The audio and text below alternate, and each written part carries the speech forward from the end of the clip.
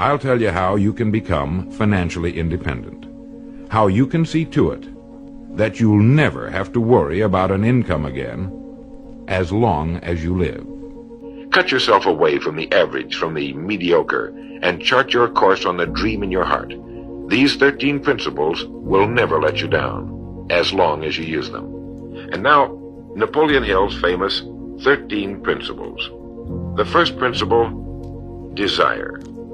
The first step toward riches. But it's right here that we so often run into a stumbling block.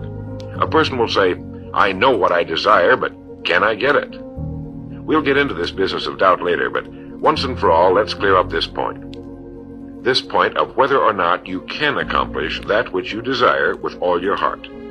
In other words, you would not have the desire unless you were capable of its achievement. Each of us has a built-in governor, and our desires are modified by our abilities and leanings. Whatever it is that you desire with all your heart, understand once and for all that it can and should be yours. In Think and Grow Rich, Napoleon Hill cites example after example of why your burning desire is nothing more than an accurate picture of what you will one day become.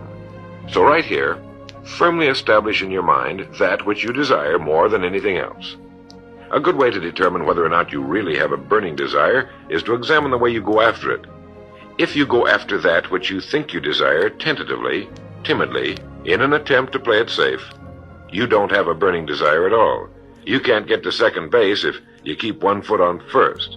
But if you're willing to burn your bridges behind you and say once and for all, this is it, this is what I will do, and I will never retreat, I'll never go back, then you have the sort of desire that can only end in success. It takes that kind of resolve to be able to keep picking yourself up after the falls you're bound to take. The only people who don't make mistakes are those who never try anything. For our example, let's say your desire happens to be more money to better care for your family and provide for your future years. Napoleon Hill gives us 6 definite, practical steps to follow. 1. Fix in your mind the exact amount of money you desire. It is not sufficient merely to say, I want plenty of money. Be definite as to the amount. Number 2. Determine exactly what you intend to give in return for the money you desire. There's no such reality as something for nothing. Let me tell you a short story about what happened to a friend of mine. My friend is a multimillionaire, tears around the world in his private jet, and in general is keeping busy and having himself a pretty good time. Some years back, he was flat broke and a total failure. And one day he fell to wondering how people succeed in the world. Well, he had enough nerve to make an appointment with one of his city's most successful men, and during the interview asked him, how can I succeed? So the great man asked him what he wanted. And he rattled off a pretty good list of things he wanted, including a nice home, a lot more money than he was making, and so on. So the great and successful man gave him the secret key to all the abundance he could possibly want. And it was in this short sentence. He said, people have everything we want.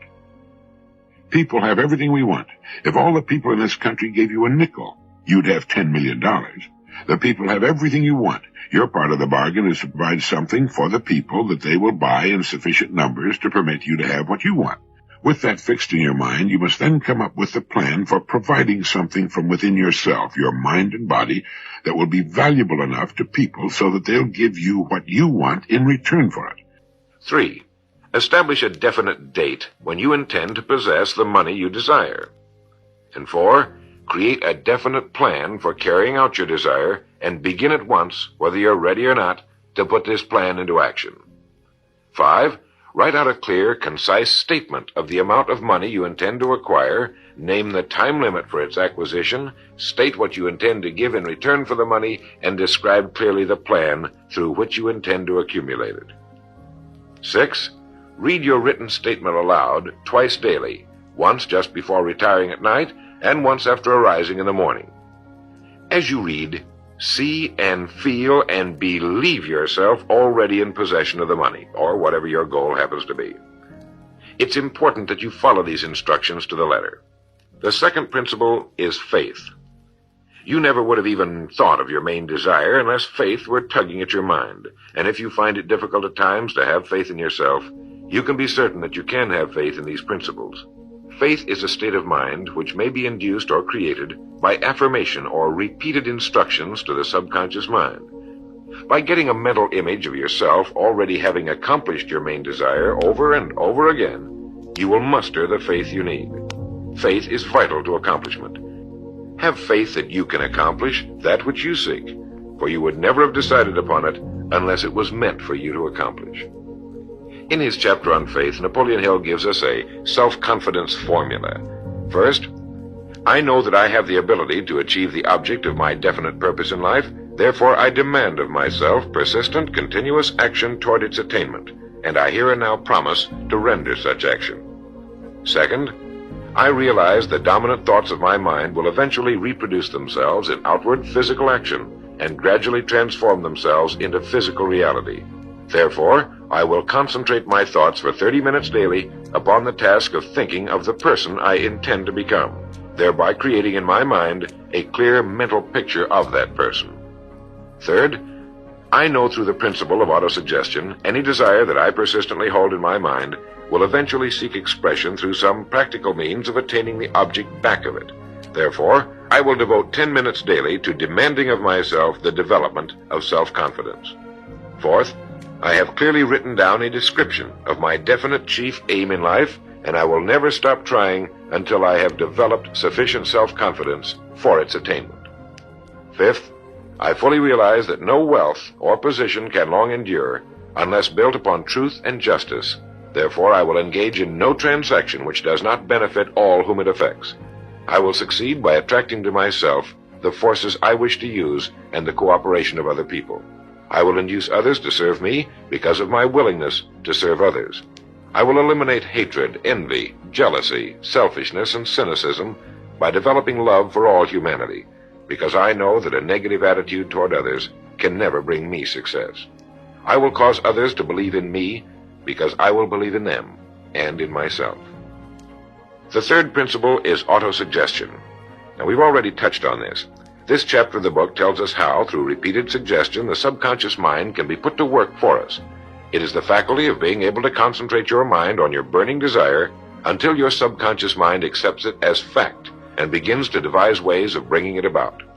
Here is where hunches come from, sudden flashes of thought or inspiration, guidance. Go into some quiet spot, perhaps in bed at night, close your eyes and repeat aloud, so you may hear your own words, the written statement of the amount of money you intend to accumulate, the time limit for its accumulation, and a description of the service or merchandise you intend to give in return for the money. As you carry out these instructions, see yourself already in possession of your goal. For example, suppose that you intend to accumulate $50,000 by the 1st of January 5 years from now. Your written statement of your purpose should be similar to the following. By the 1st day of January, 19, whatever it happens to be, I will have in my possession $50,000, which will come to me in various amounts from time to time during the interim. In return for this money, I will give the most efficient service of which I am capable, rendering the fullest possible quantity and the best possible quality of service in the capacity of salesman of, and here describe the product or service you intend to sell or whatever it is you do for a living. It goes on. I believe that I will have this money in my possession. My faith is so strong that I can now see this money before my eyes. I can touch it with my hands. It is now awaiting transfer to me at the time and in the proportion that I deliver the service I intend to render in return for it. I am awaiting a plan by which to accumulate this money, and I will follow that plan when it is received.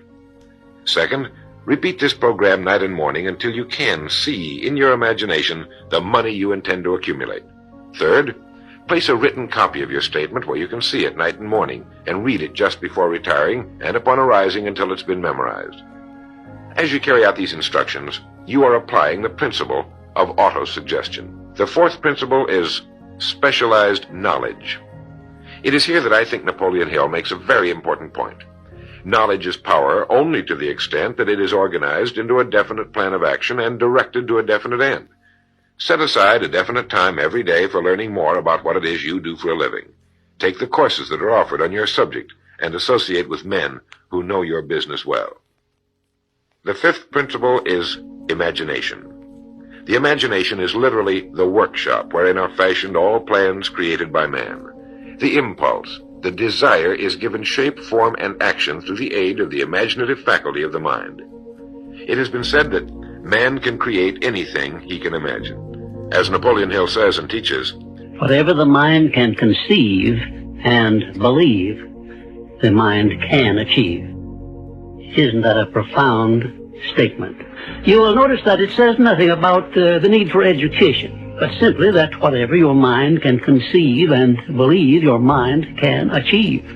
as you go about your daily work, think constantly of ways in which it could be done better, more efficiently. Think of the changes that are inevitable.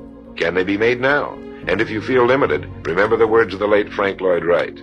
He said, "The human race built most nobly when limitations were greatest, and therefore when most was required of imagination in order to build it all." Limitations seem to have always been the best friends of architecture. As you build your future from this point onward, don't concern yourself with limitations, but remember that they may be your best friends, since they require imagination if we're to rise above them. And as Beecher said, the soul without imagination is what an observatory would be without a telescope. The sixth principle is organized planning. You have decided on your desire, your goal. Now let's organize the plan for its accomplishment, right on schedule. Earlier, you were instructed to take 6 definite practical steps as your first move in translating the desire for whatever you want into its physical equivalent. One of these steps is the formation of a definite practical plan or plans through which this transformation may be made. 1. Ally yourself with one or more persons, a group of as many people as you may need for the creation and carrying out of your plan or plans for the accumulation of the money you've established as your goal. Making use of the mastermind principle. This is important. 2. Before forming your mastermind alliance, decide what advantages and benefits you may offer the individual members of your group in return for their cooperation. No one will work indefinitely without some form of compensation, although this may not always be in the form of money. 3. Arrange to meet with the members of your mastermind group at least twice a week, and more often if possible, until you have jointly perfected the necessary plan or plans for the accomplishment of your goal. 4. Maintain perfect harmony between yourself and every member of your mastermind group. Keep in mind these facts. First, you're engaged in an undertaking of major importance to you. To be sure of success, you must have plans which are faultless. Second, you must have the advantage of the experience, education, native ability, and imagination of other minds. This is in harmony with the methods followed by every person who has risen above the average. Work at this until you have a well-executed, formal plan for reaching your objective. In this way, you're never confused or wondering what you should do next. Every morning you know exactly what you're going to do and why. The chapter on organized planning is one of the largest and most important in the book. It goes without saying that a man without a plan to follow is like a ship without a course. No place to go, with disaster a probability. The seventh principle, decision. The mastery of procrastination. Accurate analysis of over 25,000 men and women who had experienced failure disclosed the fact that lack of decision was near the head of the list of the 30 major causes of failure. Procrastination, the opposite of decision, is a common enemy which every man must conquer. Analysis of several hundred people who had accumulated fortunes well beyond the $1 million mark disclosed the fact that every one of them had the habit of reaching decisions promptly and of changing these decisions slowly if and when they were changed. People who fail to accumulate money, without exception, have the habit of reaching decisions, if at all, very slowly, and of changing these decisions quickly and often. When you make up your mind, stay with it. The majority of people who fail to make the grade are generally easily influenced by the opinions of others, easily swayed. They permit the newspapers and their gossiping neighbors to do their thinking for them. Opinions are the cheapest commodities on earth. Keep your own counsel when you begin to put into practice the principles we're describing here. If a decision is worth anything at all, it's worth sticking to until it's been completely worked. The eighth principle, persistence. Napoleon Hill defines persistence as the power of will. Willpower and desire, when properly combined, make an irresistible pair. Persistence to an individual is what carbon is to steel. In uncounted thousands of cases, persistence has stood as the difference between success and failure. It is this quality more than any other that keeps the majority from great accomplishment. They'll try a thing, but as soon as the going gets tough, they fold. If you're to accomplish the desire you've set for yourself, you must form the habit of persistence. Things will get dark. It will seem as though there's no longer any reason to continue. Everything in you will tell you to give up, to quit trying. And it's right here that the men are separated from the boys. It's right here that if you'll go that extra mile and keep going, that the skies will clear, and you'll begin to see the first signs of the abundance that is to be yours because you had the courage to persist. The ninth principle, power of the mastermind. It is in this section that Napoleon Hill describes the importance of forming a group of individuals sympathetic to your desire. They may be individuals with similar plans. A mastermind group can be made up of 2 or more individuals. No 2 minds ever come together without thereby creating a third invisible, intangible force, which may be likened to a third mind. You may have noticed many times that by discussing something with another individual, you suddenly get good ideas as a result of this association. Ideas you would not have gotten without this association. The same thing happens to the other person. A lot of good ideas have been born in individual minds as a result of having met in committee. Associating with your mastermind group is not meant as a means of letting others do your thinking for you. Far from it. It is to stimulate your own thinking through the association with other minds. No one knows everything. The more sympathetic minds you get together, and by sympathetic I mean working for a common purpose, the more related information is going to be available. And great ideas are a combination of related information. So pick the member or members of your mastermind group with care. Make sure they're people you respect and who are hard-working and conscientious. You'll have a lot of fun, and you'll all reach your goals just that much sooner. The 10th principle could be called enthusiasm. That is, the enthusiasm that comes from the channeling of all bodily drives into positive, worthwhile outlets. It is in this chapter that Napoleon Hill describes the importance of the woman. It seemed quite significant to Mr. Hill that practically every great leader was a man whose achievements were largely inspired by a woman. When things get tough, and you can count on it, they will, you may be deserted by what you thought were friends. But if you've got a good woman, you'll never be alone. She'll be willing to start over again if necessary, and she'll give you the new enthusiasm that comes through her faith in you. Having someone to love is having someone to share your success and accomplishments, to give you the praise that all of us need from time to time.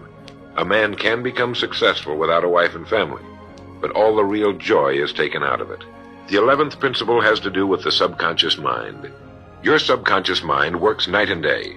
Through a method of procedure unknown to man, the subconscious mind draws upon the forces of infinite intelligence for the power with which it voluntarily transmutes one's desires into their physical equivalent. No one knows very much about what we call the subconscious or unconscious mind. We do know that it is incalculably powerful and can solve our problems if we go about using it the right way. And the best way is to hold in your conscious mind as often as possible a clear picture of yourself already having accomplished your goal. You know what you want, define it clearly, and then project it on the motion picture screen of your mind. Hold it. See yourself doing the things and having the things you'll have when your objective will have been reached. Do this as often as possible as you go about your daily work, and particularly at night, just before you go to sleep, and the first thing upon arising. As you do this, your subconscious will begin to lead you in the most logical ways toward your objective. Don't fight it. Follow your sudden hunches, the ideas that come into your mind, knowing that it's your subconscious trying to get through to your conscious mind. If you'll keep at this, you'll be amazed and delighted by the wonderful ideas that just seem to come from nowhere. But it comes from a systematic triggering of the subconscious mind. Time means nothing to your subconscious. A man could work steadily at his job for 40 years and not accomplish as much as is possible in 3 or 4 years through the proper working of this principle. Know what you want. Decide once and for all that it will be yours. Remain steadfast on course, propelled by faith, and your subconscious or unconscious mind will do the rest. The 12th principle has to do with the brain. If you had access to all the wealth in the world and took a penny, you would be doing exactly what you very probably have been doing in the use of your brain. Nothing in the world is more pitiful than the misunderstanding by the average person of the power of his brain and the minds to which it is connected, the conscious and the subconscious. I want to recommend that you take just 1 hour a day, 5 days a week, and devote this hour to exercising your mind. Pick 1 hour a day on which you can fairly regularly count. And during this hour every day, take a completely blank sheet of paper. At the top of the page, write your present primary goal, clearly, simply. Then, since our future depends upon the way in which we handle our work, write down as many ideas as you can for improving that which you now do. Try to think of 20 possible ways in which the activity that fills your day can be improved. You won't always get 20, but even one idea is good. Let me tell you what will happen. Some of your ideas will be good, and worth testing. The most important thing this extra hour accomplishes, however, is that it deeply embeds your goal into your subconscious mind, starts the whole vital machinery working. And 20 ideas a day, if you can come up with that many, total 100 a week, even if you don't think on weekends. An hour a day, 5 days a week, totals 260 hours a year, and still leaves you 3,740 hours of free leisure time. Now, this means you'll be thinking about your goal and ways of improving your performance, increasing your service, 6.5 40-hour weeks devoted to thinking and planning. Can you see how easy it is to rise above the so-called competition? Starting each day thinking, you'll find that your mind will continue to work all day long. You'll find that at odd moments, when you least expect it, really great ideas will begin to pop into your mind. And when they do, write them down as soon as you can. Just one great idea can completely revolutionize your work and, as a result, your life. The 13th and final principle is called the sixth sense. The sixth sense is that portion of the subconscious mind which has been referred to as the creative imagination. It has also been referred to as the receiving set, through which ideas, plans, and thoughts flash into the mind. The flashes are sometimes called hunches or inspirations. The sixth sense defies description. It cannot be described to a person who has not mastered the other principles of this philosophy, because such a person has no knowledge and no experience with which the sixth sense may be compared. The sixth sense is not something that one can take off and put on at will. Ability to use this great power comes slowly through application of the other principles we've outlined. Many individuals come into a workable knowledge of the sixth sense even before the age of 40, but more often the knowledge is not available until one is well past 50, and this for the reason that the spiritual forces with which the sixth sense is so closely related do not mature and become usable generally except through years of meditation, self-examination, and serious thought. But begin to develop it now by applying the principles we've talked about here. Remember this: man can create nothing which he does not first conceive in the form of an impulse of thought. Man's thought impulses begin immediately to translate themselves into their physical equivalent, whether those thoughts are voluntary or involuntary. Keep fear out of your mind by concentrating on the mental picture of your goal, your greatest desire. Cut yourself away from the average, from the mediocre, and chart your course on the dream in your heart. These 13 principles will never let you down, as long as you use them.